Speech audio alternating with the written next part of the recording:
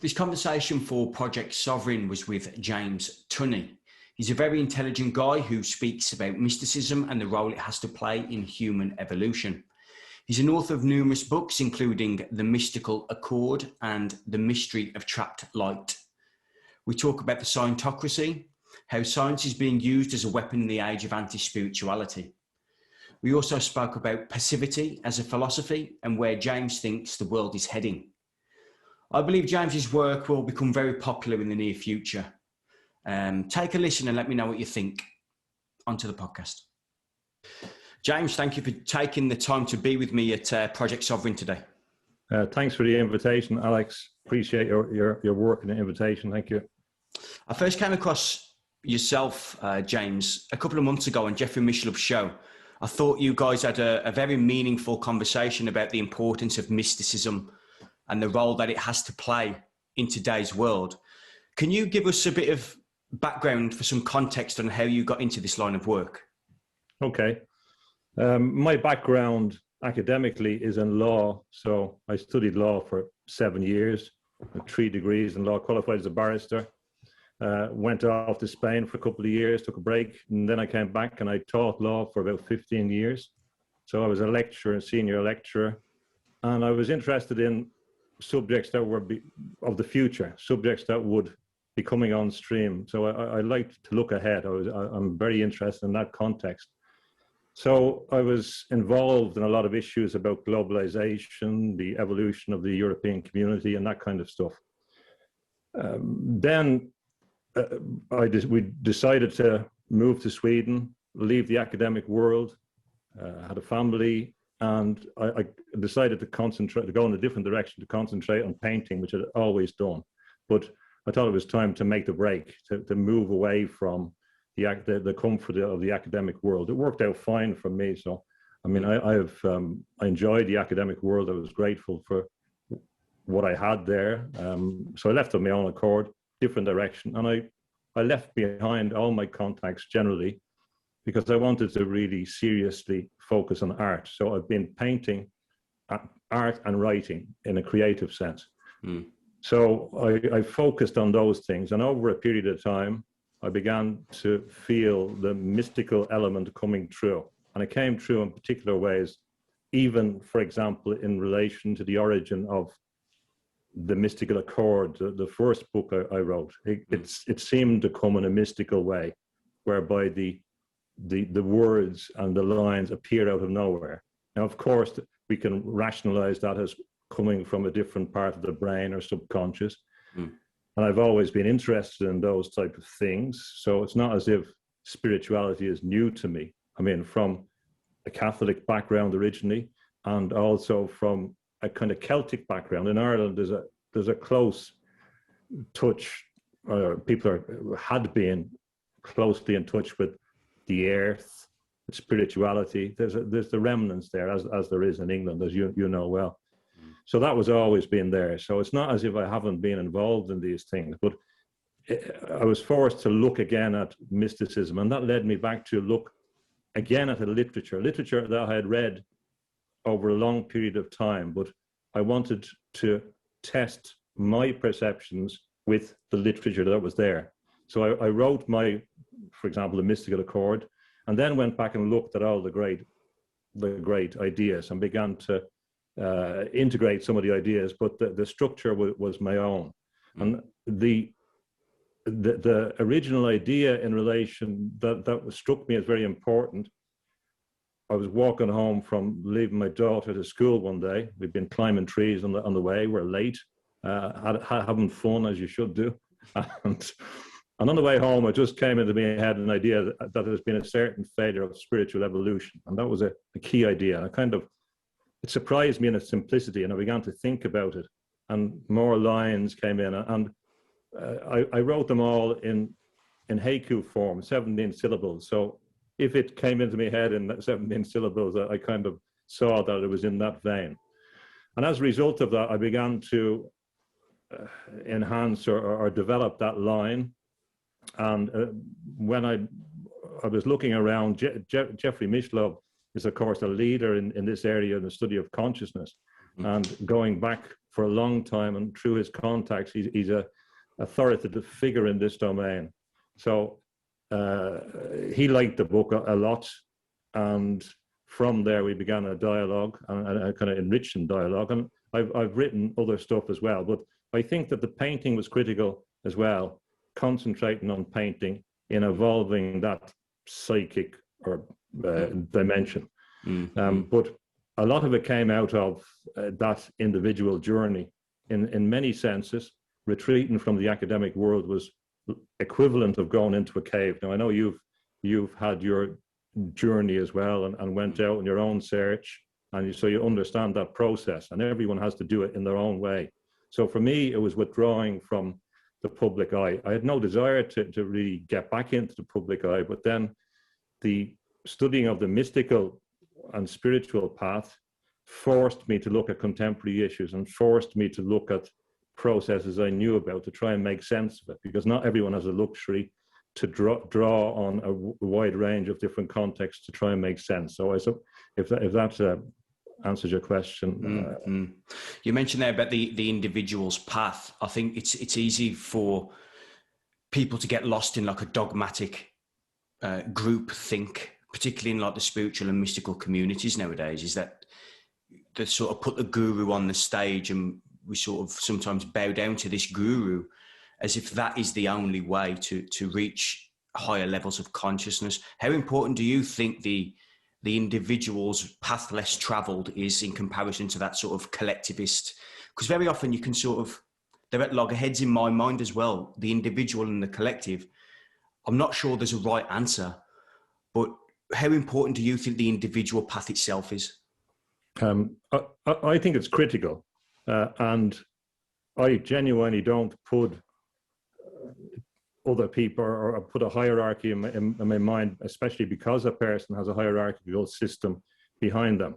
I don't personally believe that some of the figures that we elevate are necessarily spiritually higher. And this is crucial because every individual has access to the same fundamental consciousness or spirit or spiritual consciousness. So for me, the spiritual consciousness is the same phenomenon. What the individual has to do is to access, believe, and realize their full potential. So the great lie in many senses is that individuals need something else beyond themselves. And the great schools, as you know, from Advaita Vedanta, is that you look in on yourself. It's there already. So for me, the idea of the guru is not one that I'm very comfortable with. I'm very suspicious about bowing down before other people. Of course, you have to accord respect to people. You have to, you can learn off other people. There are people that are skilled in certain domains, but it's a mistake to give away your sovereignty to other people. And I know that's an idea that you're interested in or very conscious of as well. So when I looked at mysticism, my idea was, well, if the individual has access, which I believe everyone has, to a higher kind of level of perception or even knowledge, well, then we should build from the ground up.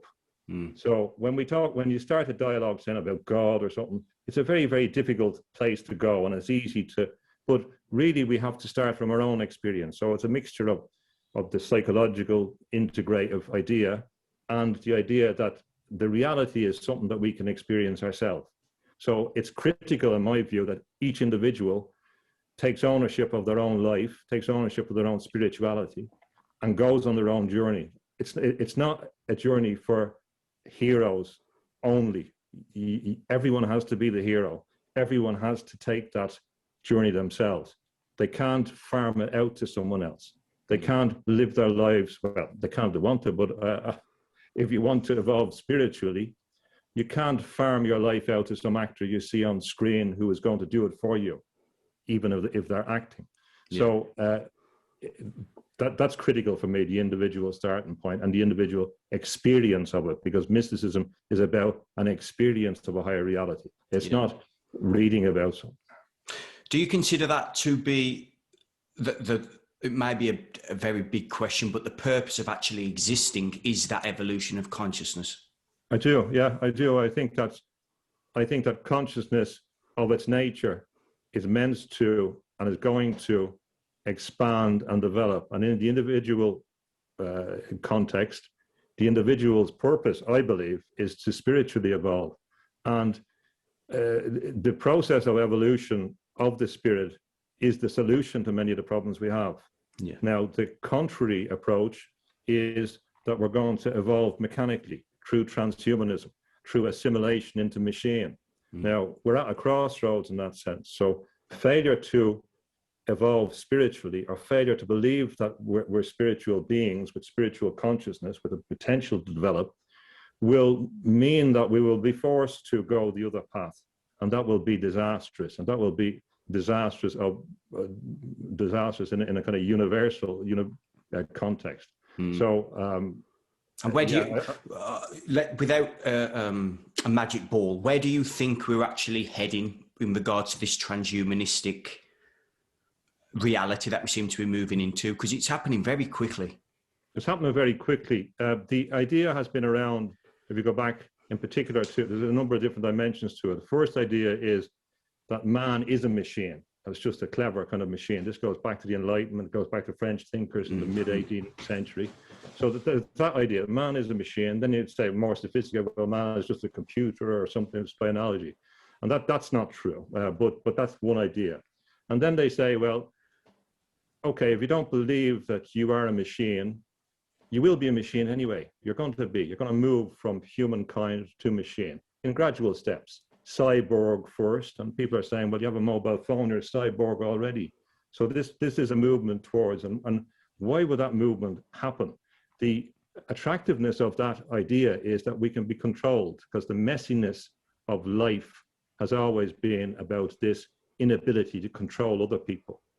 And there's always, if you look at Lewis Mumford and that, he talks about this tendency, there's always a tendency to autocracy, authoritarianism. It's there throughout history.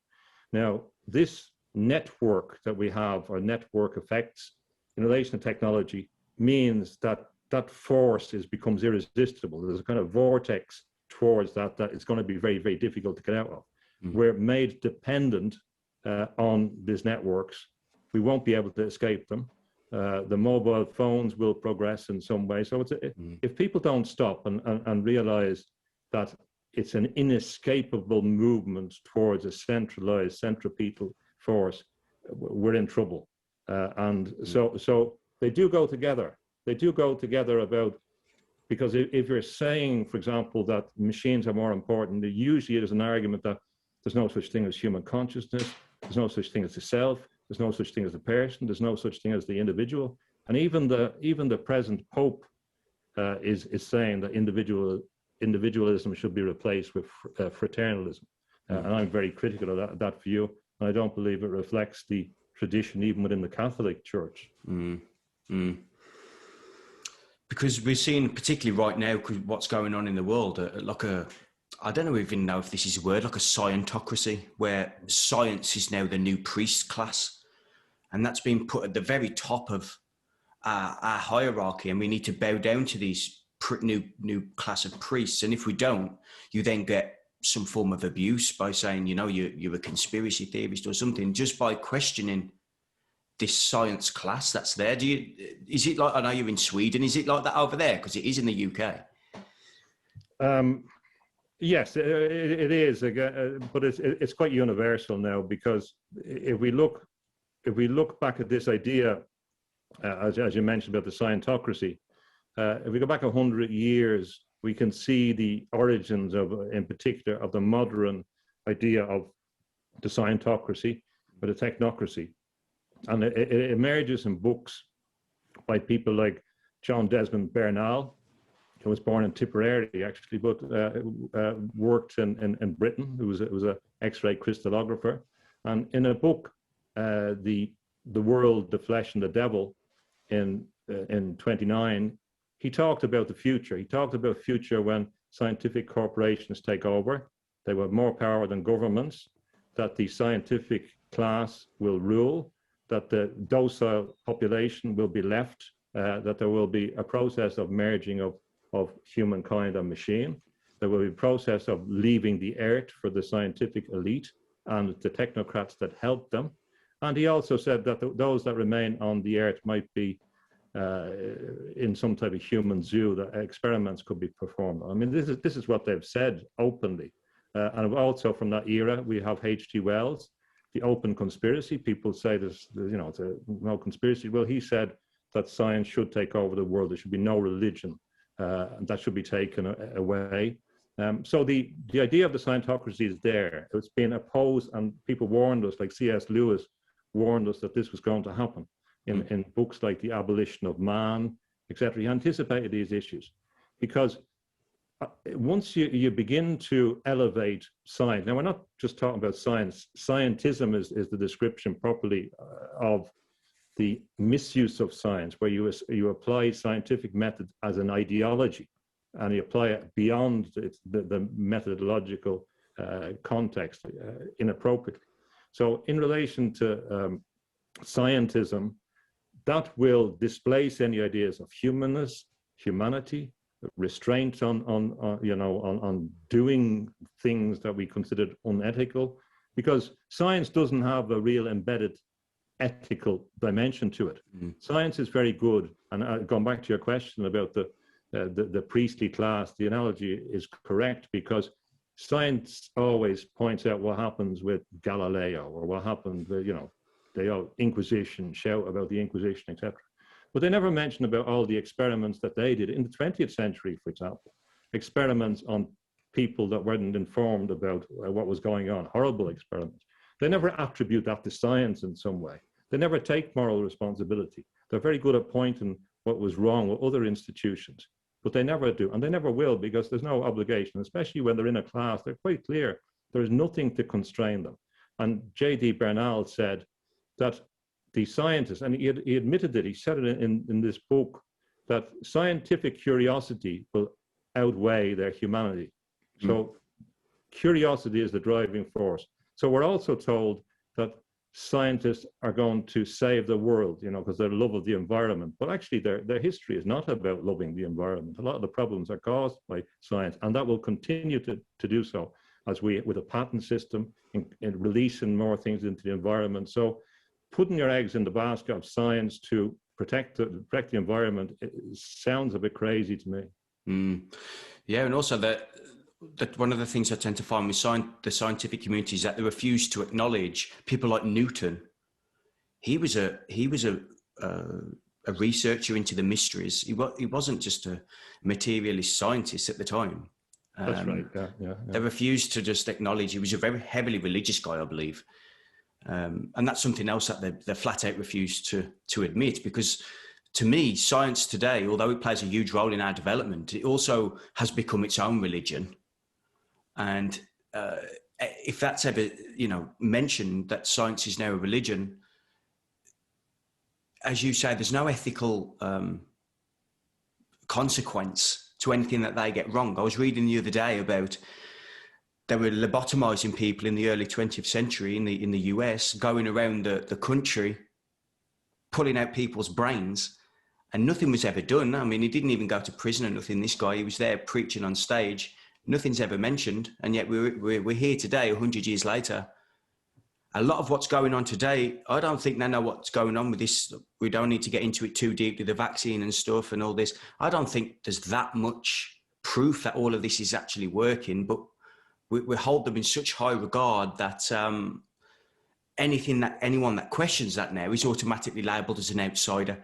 And that is, to me, Orwellian, authoritarian, collectivist groupthink. And I think we're heading down a very dangerous path until people with a sense of spiritual knowing within them, it's like your bullshit detector goes through the roof and you can just, something feels off. And to me, that's what's going on right now. Anybody who's got that intuition knows that something isn't quite right.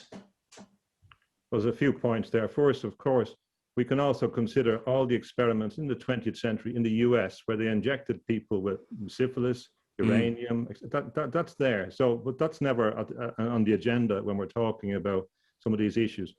we don't hear a lot about all the people that are addicted to pharmaceuticals that they buy and they're living in a stupor. There's millions of people around the world in that official drug trade. So I mean, that's always put to the side. And we're talking about Newton.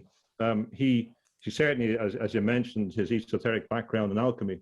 He was also a master of the mint, and in that context would have been involved in executions, some as a result of the evidence that he put forward. And he did go around looking for people. So they're good at pointing at people again in the Inquisition, which is appropriate, but their own heroes. If you look at closely and it's funny, Newton involved in currency. I mean, that connection is one that people don't really pay attention to. So in relation to the contemporary context, again, there's a lot of people having a lot of discussion, so everyone can make their own mind. All I would say is that I wrote a book a couple of years ago called Blue Lies September, which was out before in 2019. It's quite a difficult book, so it's not everyone's cup of tea. But in that book, I had a natural disaster occurring in London, which led to draconian legislation and curfews. So people were saying, well, who could have thought that? Well, actually, in my book, I had that breakdown. And so there was actually something that happened, but the point was that it was utilized as an opportunity for people that wanted a particular thing, and in this context, technocracy. So my intuition was there beforehand. So that's on record. And I was concerned about that because the protection of rights in the United Kingdom is very flimsy in many senses. When I was a boy, remember that they introduced internment in Northern Ireland, just up the road, so you can be in prison without trial. Now that's in the 60s and 70s. So amazing. That's from under the British, the British government. We're not going through all that stuff again. Our interests as citizens of the world are the same.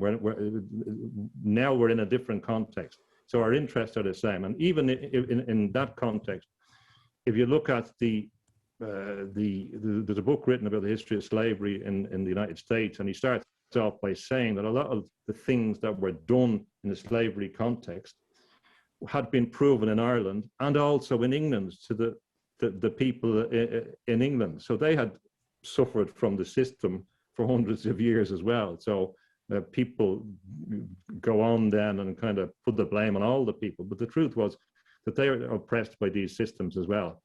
So the science is, in the contemporary context, the great danger is, whether there's something there or not, is that it can be utilized to achieve the purpose. And the purpose would be this scientocracy, the technocracy, or another stream in this is the idea of the technotronic society, which developed in the United States by Brzezinski and guys like that, who was significant in relation to China. Bernal's theories are important in China as well, the science of science.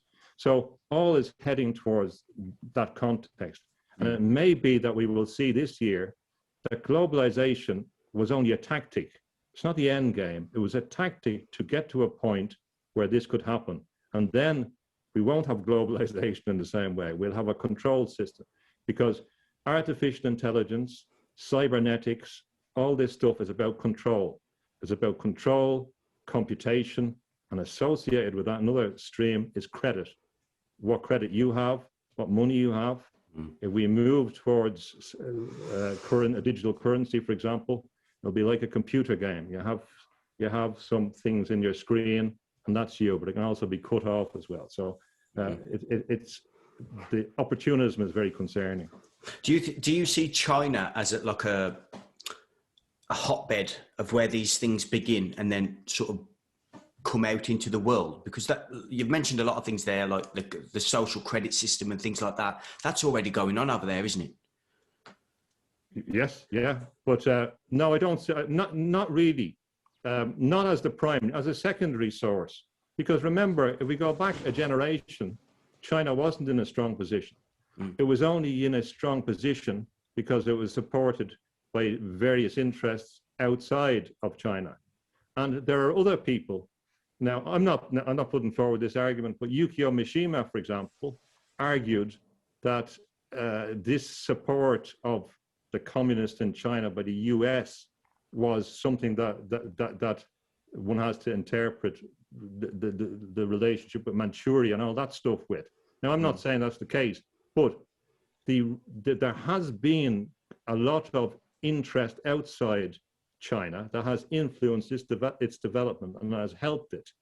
So they're being manifested in China now, but the same systems are going to happen here, because it doesn't matter whether it's China or the West. They're both materialists in their approach. So the capitalist and the communist system leads to the same thing. Trotsky said that. Trotsky's ideal society was similar in relation to what some of the capitalists happen. And another point, if you look at the Iraq War, notice how many people that were supporting the Iraq War and the intervention in the Middle East and messing around and being adventurous in those contexts, many of them had been on the left. George Galloway, who I met, said that he's seen some of these guys giving out leaflets for the Trotskyists. You know, he opposed the war and he opposed intervention. So it's funny, but at that dimension, the left and the right move between, because really they're asserting the same thing, that material world is the most important and that we need to control it. And that as long as they're in the control system, it doesn't matter whether you're left or right, as long as you want to be in that group that will control other people. So. And do you think the lower levels of consciousness that is fairly obvious that's in the world at the moment, do you think that the manifestation of that consciousness is heavily materialistic reality? Or do you think that it's because of a very certain few that's happening? Or do you think it's just because the collective is so collectively quite dense, consciously, that the manifestation of it is anti-life, if you like? I think that the incoherent scientocracy or technocracy, and if you look at, for example, cybernetics in Britain, they began to meet after the Second World War, and they began to look at control communication, and they began to exercise it. So these ideas have been put into place. So to a certain extent, the individual has been too trusting of people in authority. And because of that, they've allowed their levels of consciousness to be constantly affected in a way that pulls them down. If you open your consciousness and are looking at the rubbish they put out on television every day for a few, that will, of course, affect your consciousness. And we have to consider the process of hypnosis. I believe a lot of people are hypnotized. I do believe that. I know people will reject that. But I mean, I remember years ago, I knew a hypnotist, and I asked him about television and hypnosis, and he said it was the best medium for hypnosis. So people subject themselves to so many images, to so many ideas, so many visual images, that they are programmable.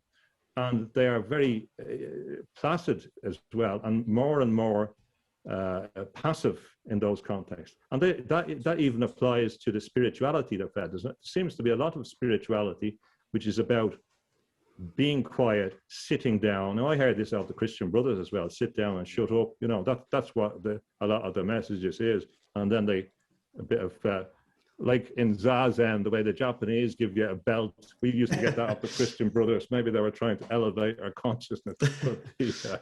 So there is this kind of passivity. Now, mysticism and spiritual growth certainly does lead to non-violence, but it doesn't lead to passivity. So the idea that you just sit there and question yourself all the time and say, oh, well, it's ego and I'm going to be quiet and still. I'm sorry, but we're going to be steamrolled. Tanks will be going over us if we're doing. And I personally would be critical of people, even like the Dalai Lama, who seems to be very accepting of science, and he's made comments, if you look at them, that I'm not too happy with. That doesn't matter about these new machine consciousnesses, and that they may be able to evolve as well. So I think he's a bit cavalier, and we have to begin to become critical. I think this Pope is someone that I'm not impressed with. He seems to, they used to say, is the Pope a Catholic? Now, as a rhetorical question, may not be rhetorical in the future. But the bigger question, the most historically accurate question, which would be rhetorical, is the Pope a globalist? Now, the answer has to be yes, because the nature of the Catholic conception of the world is of universal jurisdiction.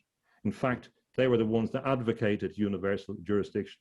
And anyone that is opposing them because they're in this power game, is because they wanted to have this universal jurisdiction. That was why communism began to fight by Trotsky, and the others began to realize they had to attack Catholicism because that was the competitor. That's the similar thing in relation to the capitalist or the neoliberal system. So I'm not impressed by our spiritual leaders in relation to the anticipation of what's going to happen. You might make the analogy with the argument that some of the Buddhists, supported the Chinese Communist Party when they're on the Long March and all that. Now, of course, you could regard that as humanitarian, but it could also be self-defeating as a strategy. Yeah. Passivity is an interesting concept, because people look at like Gandhi and think he was a sort of passive guy, but the reality was that he was very much into the mysteries, and his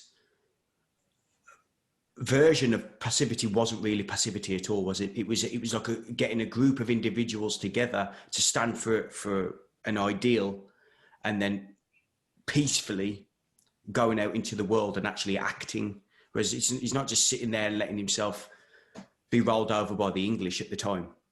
No, and of course, he learned from having been in London and studying law in London. He learned about how the imperial system worked, and he believed in moral force. And he referred to other figures like Daniel O'Connell, the Irish Catholic member of Parliament, who also advocated non-violence. Now, there's a number of reasons why they do advocate non-violence, but insofar as you're arguing for humanity and respect for humanity, it's an inherent part of the argument that it be non-violent. And also, as we look at the Irish context, the argument is that it's ultimately unsuccessful if you utilize weapons or arms to achieve your purpose. Now, we're not talking about context of self-defense or those legitimate contexts. As a strategy to achieve your purposes, you might argue in Ireland that it's ultimately successful because the things that we're fighting for have disappeared as concerns for people. The idea of a cultural heritage that was distinct and all that has gone off the agenda. So, and in many senses, if people could look back from now on the present point, they would realize that there's always going to be an empire. So they were fighting against the British Empire, but what happens, it's like the law of energy, that empires never disappear. They change from one form to another. So the empire that we have to fear is this empire of scientism, as I call it, the scientocracy, whereby we're ruled by quantification, by surveillance capitalism, by the amount of things that are watching us, by the Internet of Things, where they can begin to say, well, Alex, you've had too much food calories today, and begins to control whatever. But I mean, to have our whole life joined up before we become actually joined up with the thing is the thing that we have to fear. But it has to be non-violent. Gandhi certainly was a person who utilized his will to achieve his objective and to magnetize other people and to utilize the possibilities from mass realization of an issue to mobilize them. Now that's going to become harder because the right to assembly, for example, is disappearing. You can't assemble when you're forced to stay at home and you're, like animals in the zoo in that sense. So we're getting more and more control into a system where all our communications are controlled. We know that from WikiLeaks and just the process of surveillance. So algorithms can manage what people say and do. We know that. So the possibilities for people to come together are much more circumscribed, which creates a bit of a problem. And also, people are a year ago, most people didn't know what Zoom was, but now everyone knows what Zoom was, and they talk about it. That's fantastic. It'll be fantastic until they pull the plug on it. I'd expect this year that we'll see a bit more blackouts, a bit more loss of electricity, a bit more, and then people will really be isolated. But once you get dependent on a system, you're always vulnerable, and we're getting very, very dependent on systems. Yeah. And that was what Mumford said. We needed a kind of polytechnical approach. Sorry. Yeah, no, I think that's a very fair point. And it's easy for people to just say, oh, that's just a doomsday approach. It's just a doomsday way of thinking. But how dependent is the average person now on a welfare check, for example? In the UK, we have the Chancellor just pumping loads of money into an economy and keeping small businesses afloat in the short term by giving them grants and these loans. And it's so short-term thinking. I look at it and I just think there's something nefarious here, because they're not doing this to keep businesses afloat. Something's happening just to keep people happy until a time where they could pull back just with a click of a finger, and that could completely destroy people's wealth. We're so dependent on the system that it's just in my opinion, it's just so dangerous for us to live there. But there's no independent sovereignty around our lives. People my age, millennials, they've never, gone into the wild, into nature, and fended for themselves or anything. We've all had it real cushy. And I know for certain in my friends group that people are so dependent now on government that if they turn that tap off, they'd be on the backside. Yeah, well, if you look at what happened in the financial crisis a few years ago in Ireland, there was tapes that came out from the bank, and they were having a laugh about how they were going to get the government to pay up to subsidise the banks, billions. They were having a great laugh, and they thought it was very funny.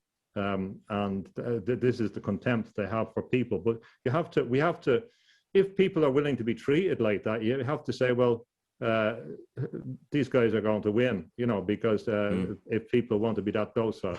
So yes, pumping loads of money, your money into this. So your money is going into wasteful purposes.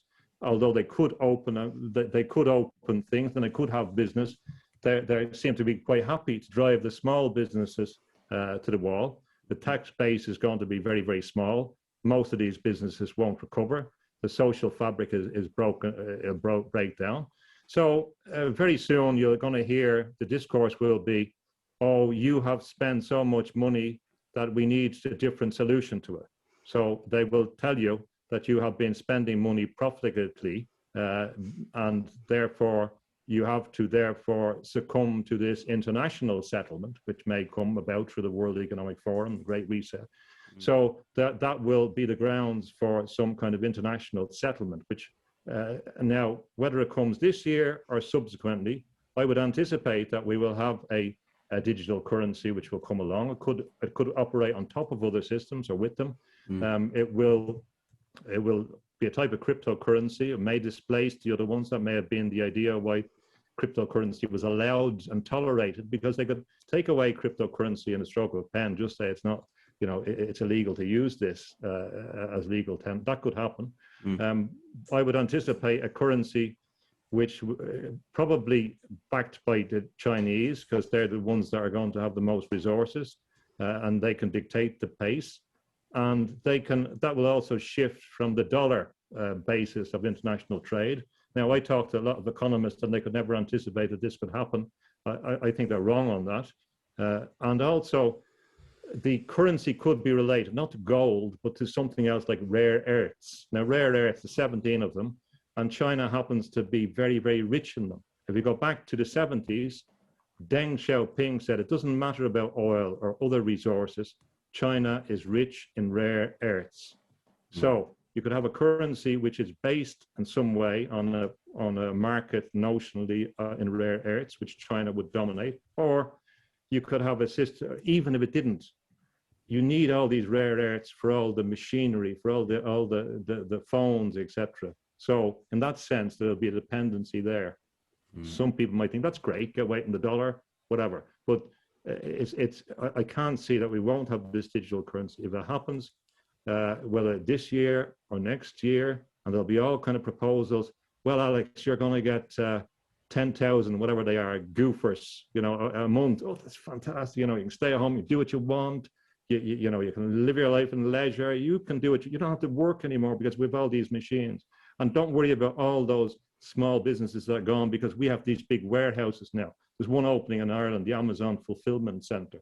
So I anticipate in the future that the new communist, capitalist, materialist, world order, as again H.G. Wells wrote the New World Order, with he using his terms, the one that anticipated Scientocracy. So in that context, it'll be like what they used to have in Britain when they called the truck. There was a series of acts called the Truck Acts to ban this practice. So you worked in a factory, say in Wolverhampton, and you worked there all week, and you got paid. You got paid whatever shillings a week, but you had to spend that in the company shop. So in its company store, it was in the United States. So you might get your credits, and that would be to spend it in the few stores that you have. Won't be any competition.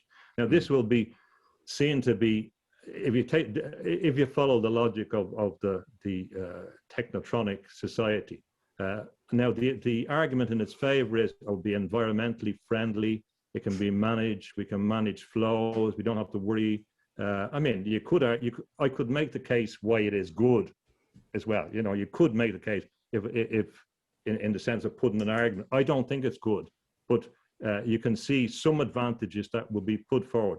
The environment, logistics, access to this, no one's poor, etc., etc., etc.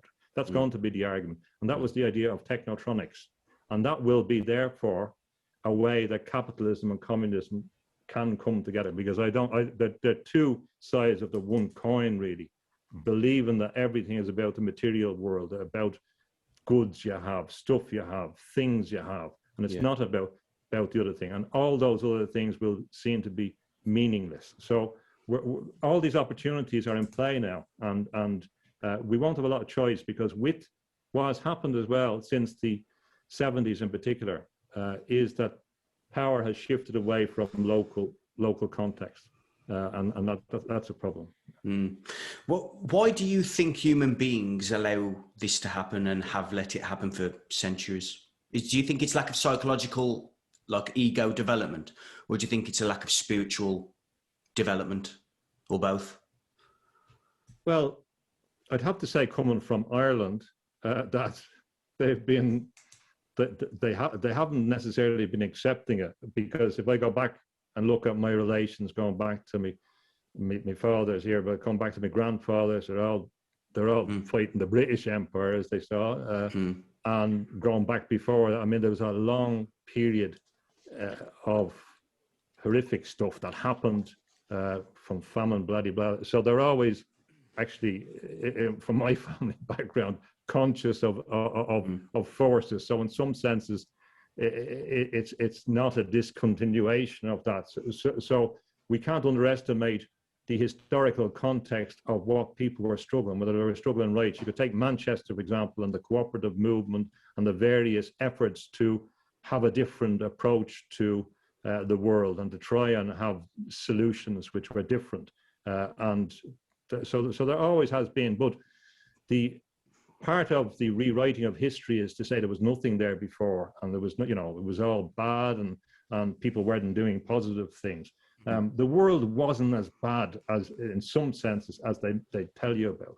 And in many senses, for example, when I'm not doing golden days here and saying everything was great in rural Ireland, it wasn't, but I remember when I was small, down on my grandfather's farm, and he actually used to use one of these old handheld plows, one of these. I mean, so it was medieval in that sense. But if you look at all the things they didn't have to worry about, they weren't as upset about the world in many senses. I remember asking people down the country when they were doing all this stuff, the world was going to end, there was going to be nuclear war, there was going to be nuclear winter, we're all going to freeze. This was the big message in the 70s. People forget about that now. I remember dreaming about the world disintegrating because that was the message. It was going to be freezing. Nuclear winter was every day for a while. It was going to be so cold because there's this nuclear winter that was coming. You know, you're only a kid, you're dreaming about all this kind of. So I remember down the country and saying to, what do you think about all this nuclear stuff? And they'd never heard of it. They'd weren't interested in it, never heard of it. And they were right not to be concerned about it. So, so the space that one has is much bigger. But now, as Marshall McLuhan said, if you're attached to media, it's an extension of your nervous system. So you're tied up. And now they have machines that program us. So we think we're in control. I'm not saying we're not in control, but it's very, very easy to get sucked into a situation where we are being played as appendages to a vast network that has a lot of computational power, that understands behavior and can manipulate us. So to finish in the answer, people have been hypnotized. People have been they have been taught to love their servitude. That's what Huxley told us, that we're going to learn to love our servitude. We think we're free. We have all the language of freedom and liberty, but we can, if anyone with a half a brain can see it's been taken away, and nobody's going to protect us. The lawyers are not going to protect you. I can guarantee you that. Unfortunately, they've been very disappointing. They're not interested in rights, and they've no love of that. They're self-interest and self-serving from what I have seen. It saddens me to say that, but I'm going to say it because a lot of them have been cowardly and lacking in courage, and they haven't been out protecting rights, and they've been demonstrating that they've solely been interested in their own rights and their own privileges in the sense of economic privilege hitherto. And we can't expect either other bands. Politicians are not going to protect us. So there's a general problem. A lot of it is modern. It's what has happened in recent years, in the last generation or two. It hasn't always been there, but people's capacity to critically engage and also to be active is being reduced by the day. Yeah. The technocratic society that we're moving into here, do you think that there's like a nefarious agenda to keep people away from spiritual evolution, to keep them down on purpose? And if so, what do you think they actually do to make that happen? Yeah, there is a process. The first one, obviously, is to say all religion is bad, to say all wars were created by religion, which is nonsense if you look at the history, if anyone wants to examine the evidence. All religion is bad, it's backward, it's this, that, and the other, and that's a constant message. And then people like Dawkins, who have been, fundamentalist in their ideology of scientism and ruthless, and then enlisting other people. Here's Stephen Fry going on about it and say, well, why should our future be determined by comedians? It's a bit and there used to be, once upon a time, it was probably before your time, Alex, there used to be comedians who were funny, make you laugh. That's what the job was. It wasn't to lecture you on politics. Turning into politicians, Yeah. So there is a process now which is called I call it dispiriting, and it on two levels. One, it's to make you feel bad, so you be subject and take whatever is coming. And secondly is literally to convince you that there's no possibility that you are a spiritual person. And there's even books about this and saying spirituality is bad. The concept that came up, they're using the Catholic Church now to talk about spiritual terrorism. So they're linking all these things together. So spiritual will become bad, and spiritual will become bad. They've been trying to deconstruct this because, in my view, we're spiritual beings, and with the Enlightenment process, they had to take the idea of spiritual illumination and replace it with illumination. Spiritual enlightenment, replace it. So there's this process of substitution. So you have a figure which is important in Europe, Madonna. So you get then Madonna, pop star, and you begin to replace it. You have Madonna, the Virgin. It's a constant substitution. So you have the logos, the meaning of the universe, logos, commercial logos. You replace it. It's a constant substitution. So even the idea of consciousness really is trying to get at, unsuccessfully, the idea of our spirit. The spirit is the thing that for me, unites it. It's the thing that explains all parapsychology. It's the essential, the essence of us that is above all the other things. It's the true self in the Advaita Vedanta context. It's that thing that is behind everything. It's the thing that is observing all this.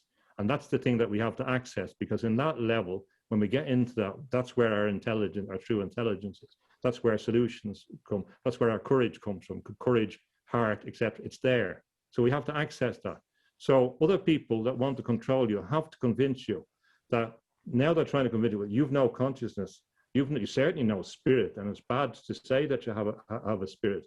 You're not even a person. There's no such thing as a person. No such thing as a self. And going on to post-humanism, humans aren't special anyway.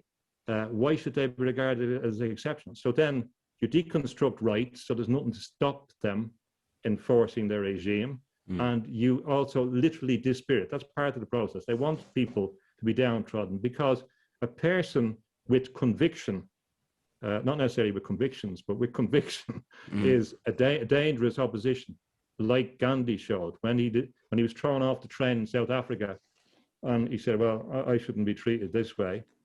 And he began to resolve and apply his will, marshalling the forces that are there. He realized that he had no choice but to go forward and to confront, again, in a non-violent sense. But this is the thing that people are not willing to do. And it's the thing that people in the martial arts, for example, engage in. You have to confront an opponent. And for a lot of people, they're now trained not to do so, because they're trained to be passive. They're trained to be afraid. So dispiriting is a real thing. So yes, it goes together. You can't, we can see this in Gramsci, who realized that you couldn't have communism when you had, for example, the peasants that would have affiliation to the Catholic Church. You had to destroy that connection, because that would always be stronger. So yes, it goes together, and we will hear more of this, and they will begin to attack all spirituality. I mean, they will ultimately, for example, they will also attack Islam. There's reasons why they won't at the moment, but when they abolish Christianity in Europe, which Christianity is really sinking figures, it's grown in Africa, but Europe, when they abolish that, they will turn their sights towards Islam as well. So my argument would be that people better realize and have the shared interest, identify the shared interest they have in spirituality before it's deconstructed.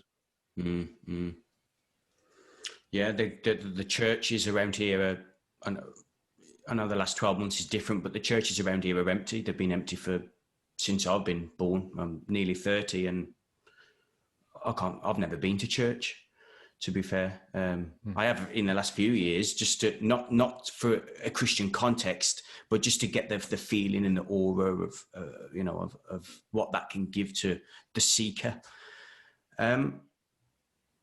What role do you think mysticism and the nature of consciousness itself, what role will that play, do you think, moving forward into a perhaps very split humanity, where you have,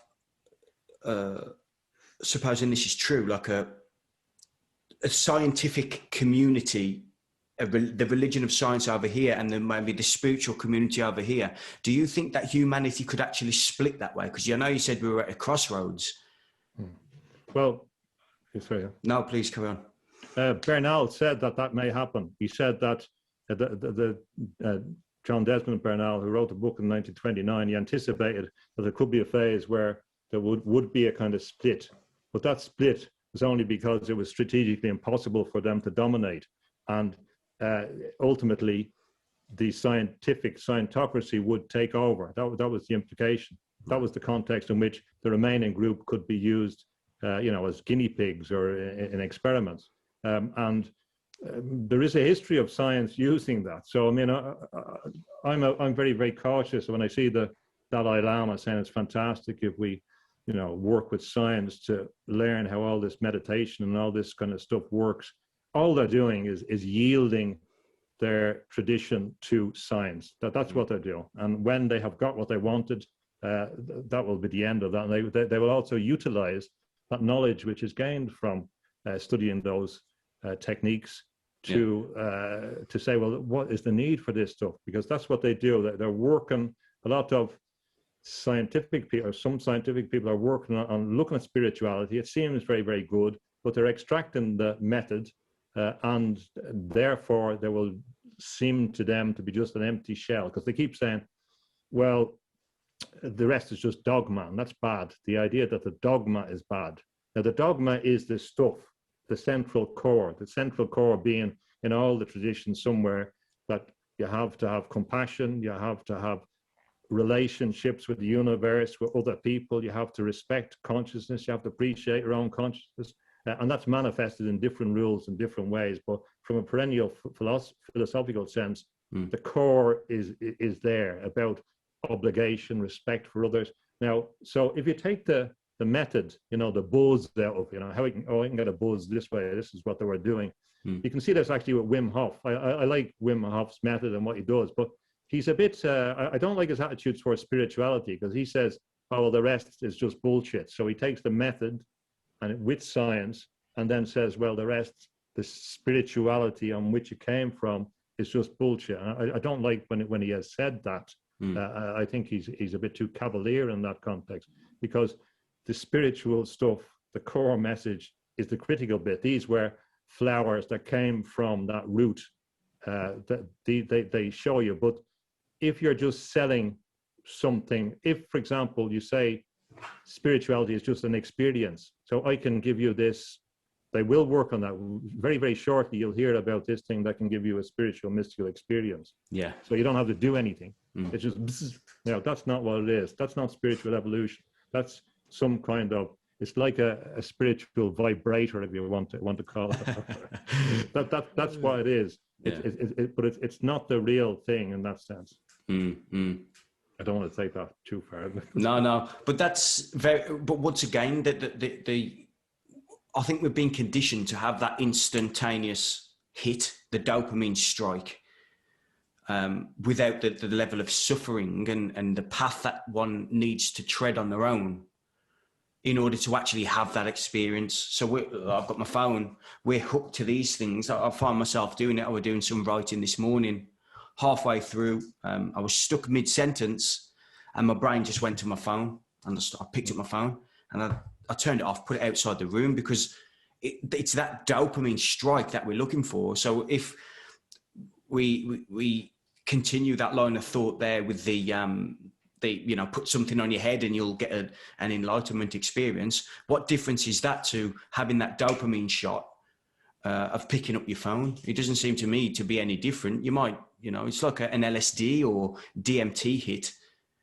If you do that in the wrong setting and in the wrong environment for the wrong purposes, that can cause far more harm than any good. So would you perceive that to be as such? And I think the question is, where do you see suffering or the path, the individual path, which isn't meant to be all rosy and joyful all the time? Where do you see that role in the human's development? It's critical. And as you were saying that, I was thinking about ayahuasca, and there is a difference between taking ayahuasca out in the setting in which it came from, with traditional indigenous knowledge, and taking it as both. Now, I think that we're going to see, as part of the process, when you're forcing people to stay at home, all of a sudden they're going to get very well disposed towards all these drugs that will make people happy with their servitude. Oh, I can have a buzz, it's great, etc. So I don't like this. I think there's too much pushing of these pharmaceutical approaches to it, and I think there's going to be a lot more of that if they don't stick it in the water. But the suffering, it's critical to it, and there's different emphasis. If you look at Buddhism, a lot of it is in avoiding suffering. It doesn't mean that it's not going to be suffering, but it's the idea that you don't do certain things or follow certain paths that will ultimately cause you suffering in that sense. So it's too trite to say that it's not about suffering in that sense. Christianity is implicitly about suffering in some sense.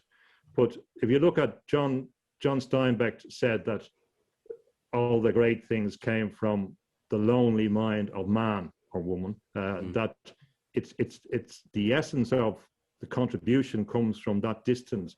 And we could take that from, you know, the hero's journey, going off on the cave, going off to India, going off, whatever. It's an individual thing.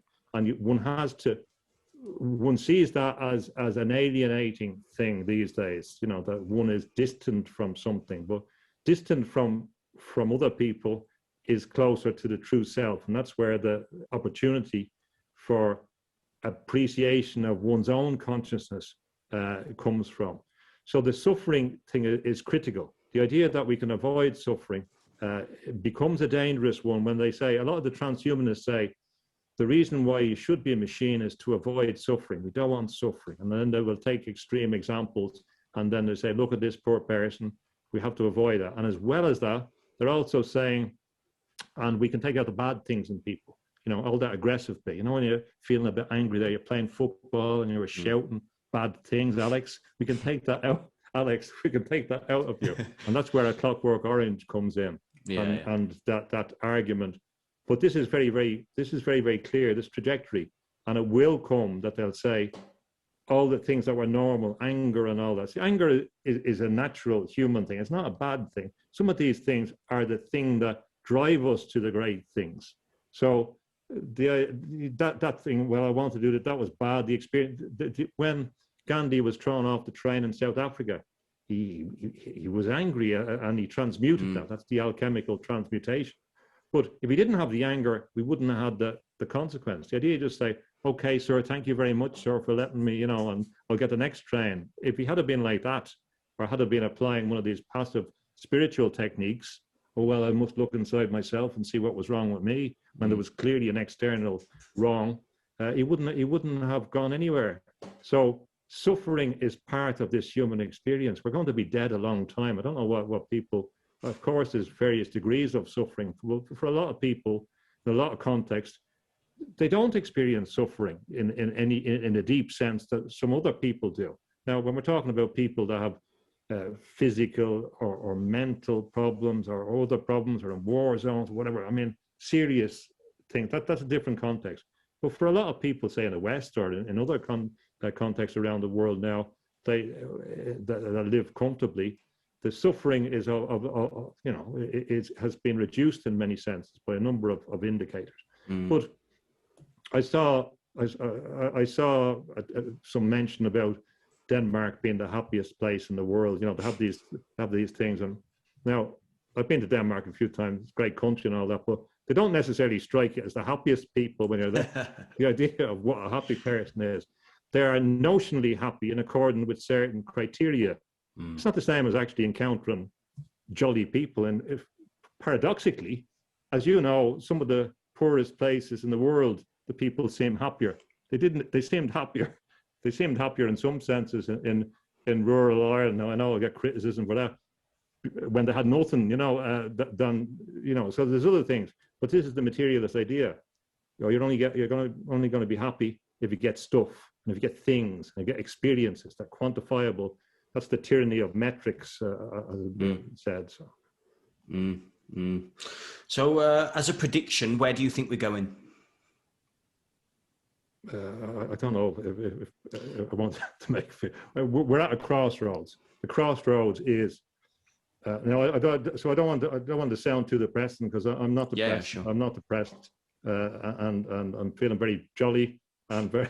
There's a lot of so we have to get, or I have to be careful not to try and paint a bleak picture, because it's very, very easy for people to come and say, oh, the world is upside down, it's terrible, and that contributes towards dispiriting. I'm not dispirited at all. We're at a crossroads.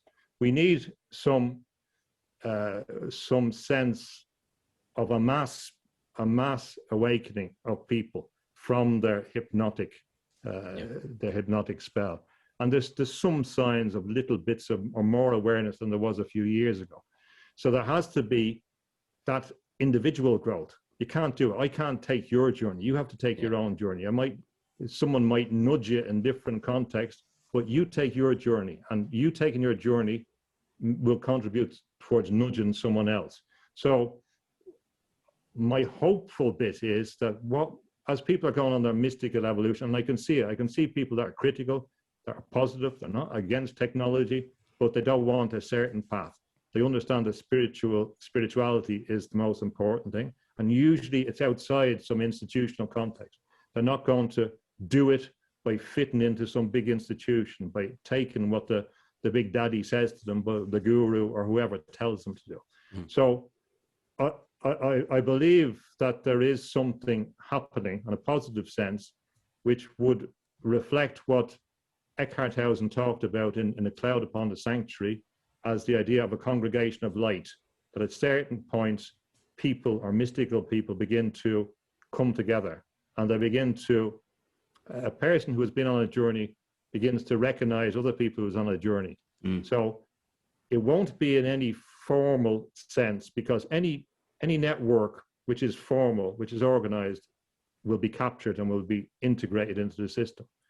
The analogy I would take would be the idea of the imaginal. When we have a caterpillar, when it's in the chrysalis, how it changes into a butterfly is it has these imaginal cells, and they begin to individually apparently resonate. So they begin to change and resonate, and that's where the movement with the same DNA into the butterfly comes from. Yeah. So that would be my scientific analogy of what's happening. Another image I've been thinking about is when you have these big flocks of starlings, the murmurations flying through the air, that they move together. They're not following the leader necessarily. They all have some involvement in the overall system, which has benefits for them as a group. They don't do it all the time, but they do it now and then. So the idea that there's an alignment, or I've talked about a chord. So I'm hoping that internationally there will be more and more contacts between people that can begin to look at solutions, that can begin to solve problems, begin to anticipate problems, warn people, help people to wake up in some sense. The opposite path is that very, very soon we have the New World Order. They're talking about it openly, some of the guys. Now it's here. The New World Order is here. It will be run by people who have no commitment to human rights, who don't even respect the idea of human rights, both communist and capitalist, who will try and centralize power to themselves. There is something attractive about power for certain people. They will have the machinery and the tools to make slaves of 95% of the world's population. They will be slaves that may enjoy their servitude in some way. It may be beneficial for some people in some parts of the world that feel they have a greater material position than they did hitherto. And we will effectively be slaves, and associated with that, we have the possibility for the humans to be linked finally into artificial intelligence, so that all your ancestral bits as well becomes subdued and subjugated towards this system, that a privileged class would be able to survive and travel to the other world. They would have the shared religion of scientism as part of the empire of scientism. No concern for the rest of the people. They could justify it on the basis of Malthusian principles, of too much population, of destroying the earth, even though they anticipate that the earth will be destroyed. So that's on the way. I have no doubt about that. I haven't studied it. And you can say that's, some people would say that's a conspiracy theory. Well, this is the language of the scientists and people who love science, like H.G. Wells. They said there would be a new world order. They said there was an open conspiracy to achieve it. I think that they'll be happy now that they have it. And the tools that they have now to manage us, to stop dissent, to stop people meeting, to even stop the way you think, because they also have tools that will be able to interfere with our brain. The reason why they're studying consciousness is not to enhance the individual's consciousness, it's so that we can be controlled. Everything is about cybernetic, all that is about control. That control, communication, feedback loops. The internet is a great experiment for them. They can utilize that to develop principles. We will become biological hindrance in a world which has a lot of conscious agents who are more important than us because they've invested money in them, artificial simulacra with artificial intelligence who may have rights when we don't have it, and will certainly have more powers than us. And that's where all roads lead to.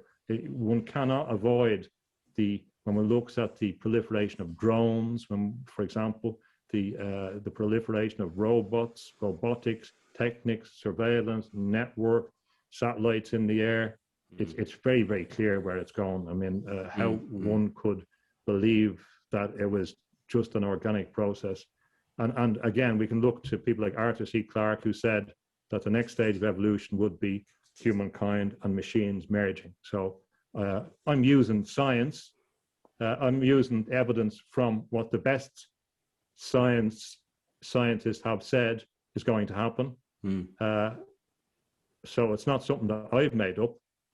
That's what they've said. I'm just looking at the consequences. It's not good. That's where the choice is, the fork in the road. Now, obviously, a balance between them would be good if we could have spiritual development, respect for the spirit, and optimum use of technology. But there is a dialectic force there. And it's not going to happen if people are passive. It's not going to happen if people are trusting in the scientific infrastructure to that extent, or the philosophies of scientism. It's not going to happen if people are not going to contest the idea that they're not human, that they don't have rights. They don't have rights which are from the consciousness of the universe itself. And that's another important point, that associated with the mystical thing is the idea that you're contacting or having some recognition of what is embedded in the universe as higher principles of consciousness. The consciousness is fundamental, and that there's ways for it to grow, and that so when people have a near-death experience, when they go to a near-death experience, they often come back and they realize the impact they've had on other people and their relationships. So in many ways, historically and going back in time, people's realization of the other person in that deep sense may have come from these experiences. So we get concepts even of justice that can come from mystical experience. They weren't created by bureaucrats sitting down at a desk saying this would be a good idea, because they're not interested in that. Empires are not interested in the rights of the individual. They're interested in the imperial network and sustaining the imperial network. And you only need to look at the example of the Normans in Britain from 1066 and how they've established with a small amount of people, and are still in power, a lot of them, an apparatus of control. And in my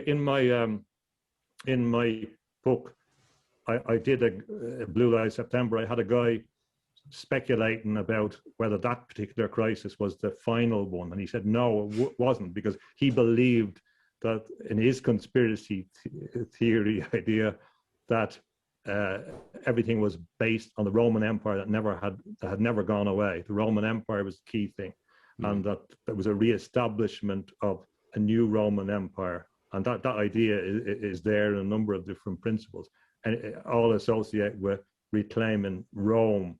And he said he would not, you'd know any of these, whether it was associated with that Roman Empire conspiracy in his head, because there would be a Roman name. So I wrote that, and then I hear Corona, Latin for crown.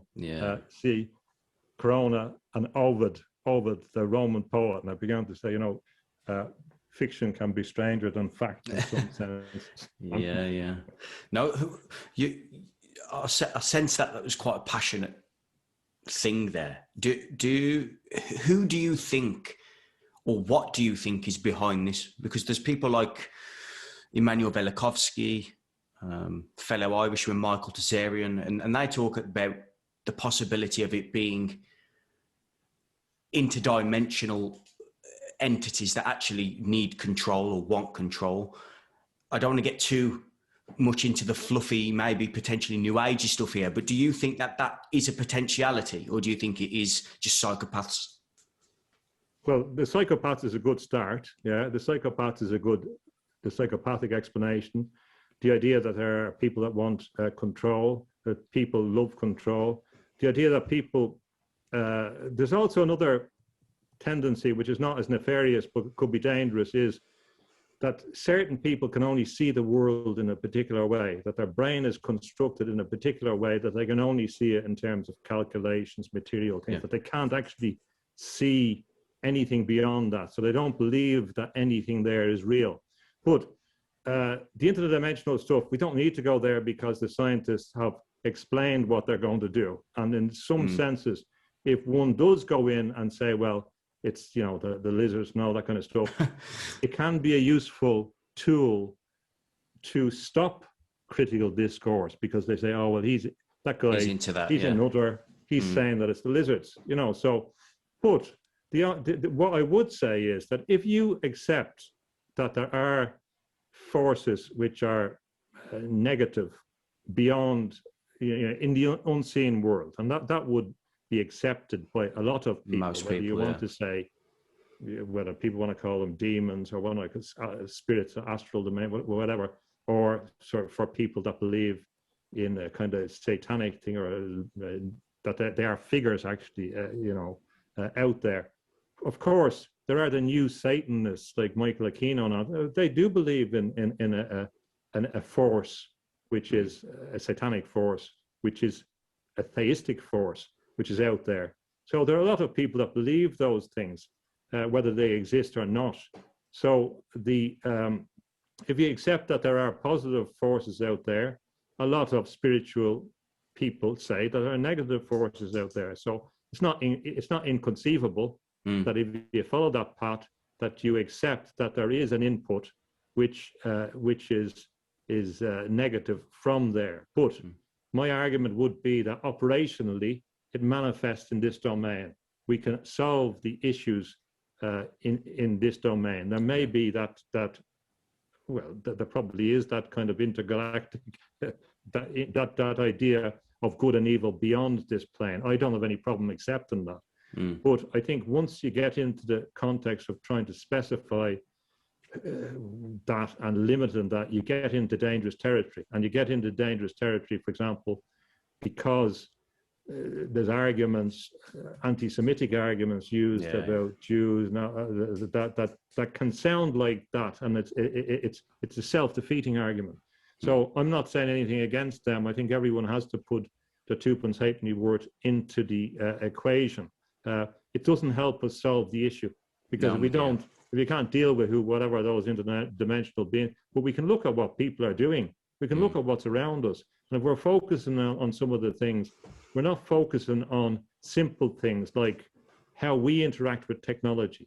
How I'm in a club, for example, doing a bit of martial arts, and so now they're getting, you know, they're moving on to a different system associated with necessities with the current crisis, you know, where you register in your mobile phone and all that kind of stuff. I don't have a mobile phone, so I don't use one. But you can see that there's a gradual creep in all normal, you know, well, just use your mobile, just do this, just do, you know, and what we do and how we organize systems can contribute towards this network. So even in little things that we have control over, we can influence how we interact. Or another thing, you know, when they started introducing that self-service, you know, you go along to a shop and there used to be a person might say, hello, how are you, Alex, you keep them well? And then all of a sudden it was changed. You go in and the person saying, over here, like cattle into it, you know, to do the work for them, you know, to instead of paying. And I found that, I don't shop anywhere where they have that. I found it offensive, and it changed. The person was the master and the machine was the master and you were serving it. So, and you know this thing with capture. So I'm trying to get into a system and it says, you know, identify this. So here is me trying to prove to a robot that I'm human. It's unbelievable. People accept it. It's unbelievable. So they talk about the Turing test, about a robot proving to us that it's human. But in order, in certain things, you know, how many street lights, you know, I've got other things to do. You know, when you're doing this, how many street lights can you see in this one? And, you know, and so I'm not only am I proving to a robot that I'm not a robot to its satisfaction, but it's also getting information about my ability to spot street lights and certain things. It's getting information, it's picking up information. It's unbelievable. We accept all these things. We accept them as good, as positive. And none of these things are better than human consciousness. Human consciousness, we have it. We have this fantastic thing that has created all these things. And now we're confusing those created artificial things with the creative element that gave us those things. So that sounds crazy to me. I think it's only going to get not worse, but it depends how you look at it. But I think there's only going to be more and more that type of technology coming in the near future. To be honest, I can't see it slowing down. Alex. I'm sorry, mate, but that's just I just look around and I just see it everywhere. And you know, I'm not a dystopian. You know, I don't think that. I do have faith in humanity. I think humanity are good, inherently good. But I just think there's a few things going on behind the scenes, and I don't think people have the courage to anymore. I don't think they have the courage to stand up against it, unfortunately. But that's just my opinion, and it changes daily. But this morning, that's how I feel. So, yeah. James, where can people find you? We've been going nearly an hour and a half. Where can people find your work and your books? I have a website, jamestunney.com. I think it's got. Don't remember these names very well, but I have where my art and that's a useful. Okay. Useful starting point. I avoided it for long. Now, just to finish on that point, I'm not against technology. I used to teach communicate technology. I'm in favor of that, but I'm not in favor of technology which will control us. And that's where the balance is. We have to get the balance right on that and to appreciate the dangers. So I'm not against. I understand this, but we can have an overuse, and we can spend all our time and interacting with the machines if we want to. But it'll be a horrible existence if we let ourselves do that. So that's where the balance is. I'm not naive about that.